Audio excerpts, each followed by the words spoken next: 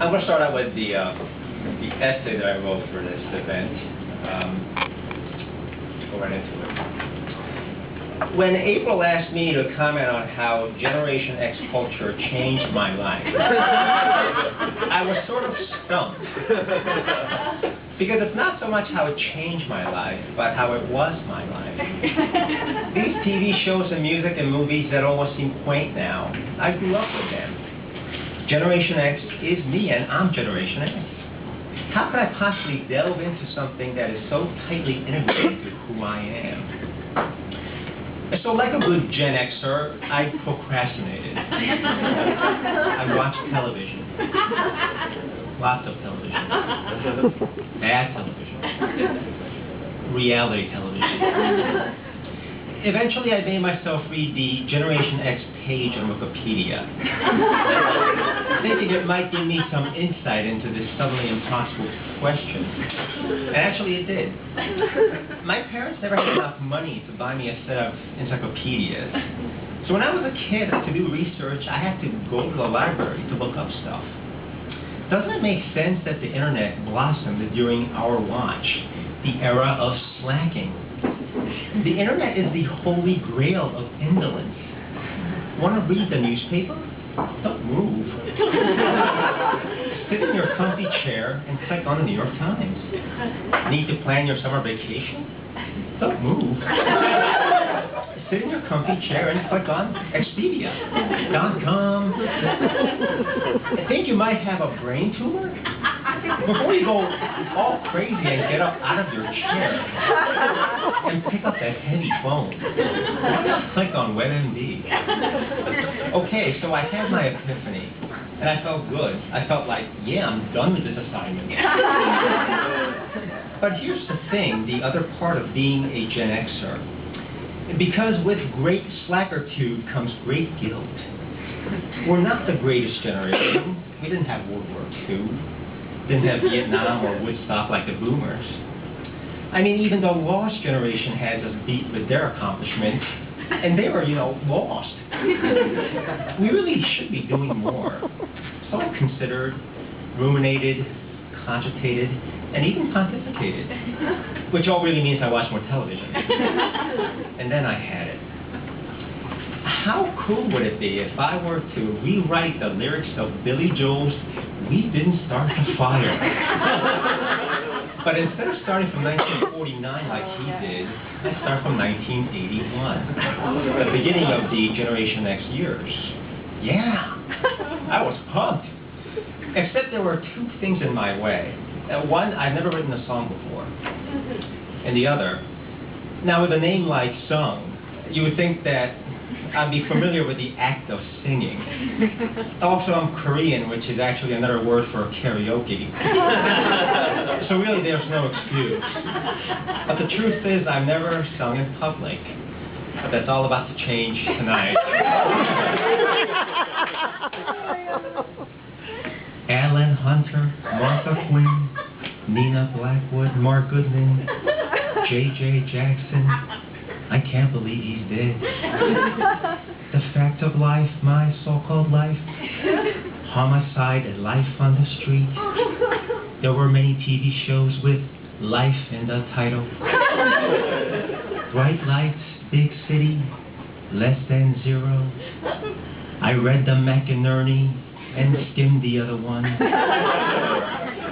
When you read a book that's written entirely in the second person, it's kind of freaky because the author's talking about you.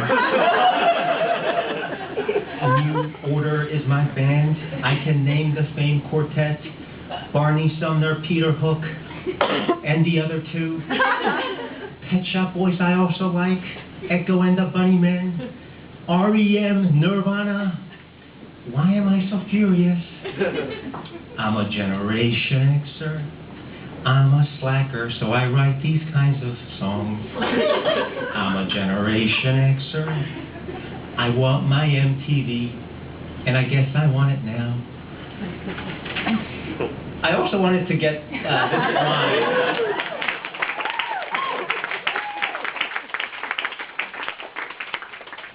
I also wanted to forget this line in the song, Homer Simpson and the Huxtables. But that would mean writing another whole stanza, and so that's all I wrote. And you know, after writing those lyrics, I realized that the original song is pretty damn lazy. I mean, all Billy Joel did was just spout off names and places and titles and things. So in a way, this song typifies our generation to a T. And I figured I could only elevate that very laziness through the great art of quitting. I just want to say one more thing about Generation X. We must be doing something right because the next two generations, Y and Z, have embraced and followed our naming scheme. Though this just might be a passing down of our slackertude. I do wonder about what comes next, though. Would it be Generation AA? If you have ever used Microsoft Excel, if you go beyond column Z, that's the next one, AA, AB, AC, and so on and so forth. And here's something else I learned about Excel. The very last column you can have on a spreadsheet. The spreadsheet is IV. It's the 256th column. When you're on Who Wants to Be a Millionaire, you'll thank me.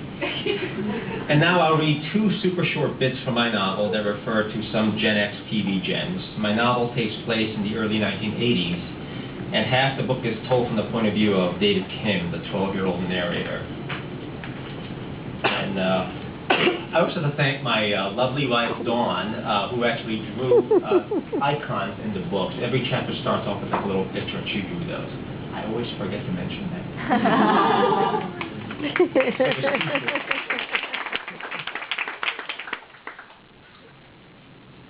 We were both fond of the sitcom Three's Company, mainly due to John Ritter's physical comedy.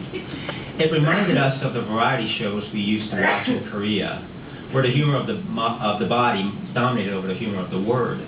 Actors were always falling down, slipping on something, though never on banana peels, because bananas were very expensive, and slipping on one would hardly be funny. And it was true, when I was there, bananas were like gold. Second part. Father and I were watching Different Strokes, starring that oh-so-hilarious and chubby-cheeked Gary Coleman and his entourage of soon-to-be criminal siblings. About 15 years down the line, Willis would serve time for coke possession, and Kimberly would be dead of a drug overdose. But then and there, they looked like the happiest family in the world. Their father was filthy rich. They lived in a palace, and they had a wisecracking maid. If only I could jump into television and join the Drummonds.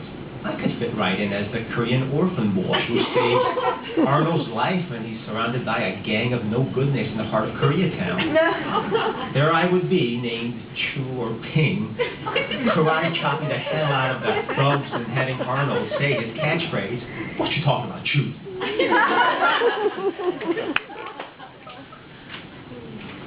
And for my final piece, I'll read a flash fiction story titled Confessions of My Wart, which is on my right foot, second toe. If I can find a tenuous link between this story and tonight's theme, it is this. This wart was with me throughout my adolescence and my early childhood. Ergo, it too is part of Generation X. So here's the story, told from the point of view of a wart.